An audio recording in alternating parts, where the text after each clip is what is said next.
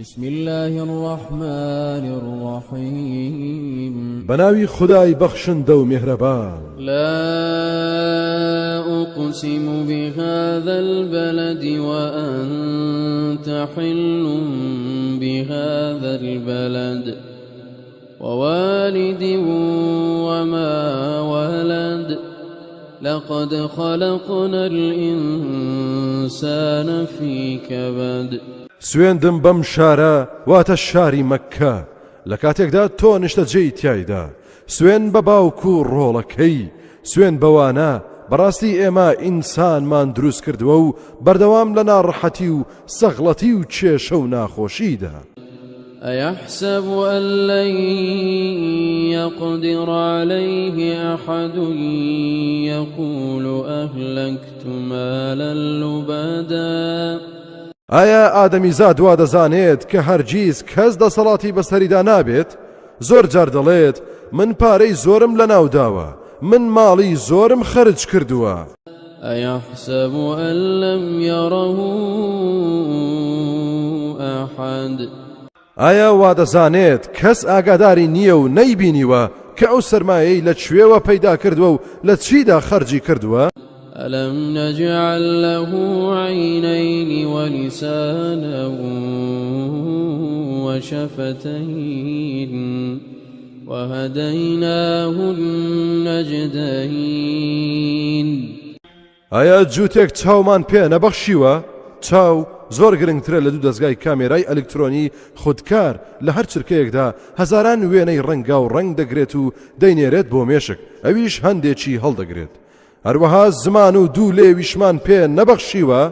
ئایا بە منداڵی ڕێنموویمان نەکردووە بۆ ئەوەی شیر لە مەمکەکانی دایکی بخوات لە گەورەیشدا بۆ ئەوەی سەر پشک بێت لە شوێن کەوتنی ڕێبازی ڕاست یا چەوت فلقتحم العقبة وما أدراك ما العقبة فك رقبة أو إطعام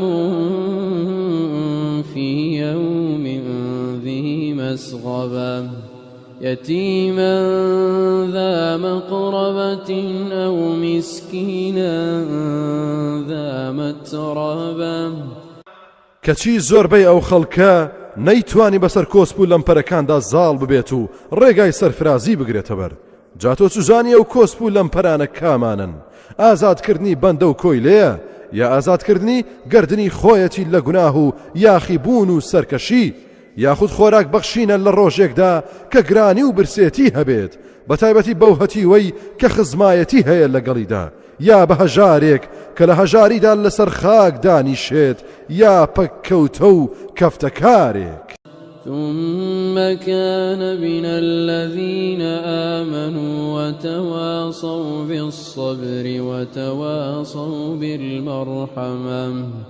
سەرڕای ئەوانەش ئادەمیزاد دەبێت لەوانە بێت کە باوەڕیان هێناوە و ئامۆژگاری یەکتریان کردووە لەسەر خۆگری و ئارامگری و هەروەها ئامۆژگاری یەکتریان کردووە لەسەر ڕەحم و بەزەیی و میهرەبانی